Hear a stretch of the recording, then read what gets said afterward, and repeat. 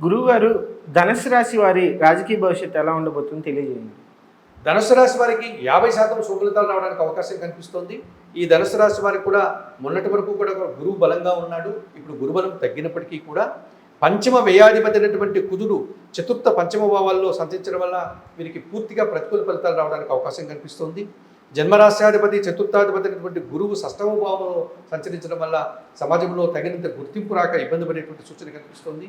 షష్టమ లాభాధిపతి అయినటువంటి శుక్రుడు షష్టమ భావంలో సంచరించడం వల్ల వీరికి స్త్రీజనముతో రకరకమైన వ్యతిరేకత రావడానికి, అభిప్రాయ భేదాలు రావడానికి అవకాశం ఉంది. చతుర్థములో మీనరాశిలో గురు సంచారం దుబారా ఖర్చులు, దుబారా ఆలోచన వల్ల ఇబ్బందులు కొని తెచ్చుకునే పరిస్థితులు కనిపిస్తుంది.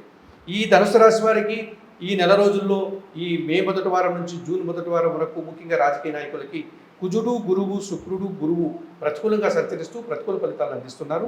అయితే భాగ్యాధిపతి అయినటువంటి రవి భగవానుడు మే 14 తర్వాత షష్టమ భావంలో సంచరించడం వల్ల ఎక్కువ విజయాలు పొందడానికి అవకాశం కనిపిస్తుంది.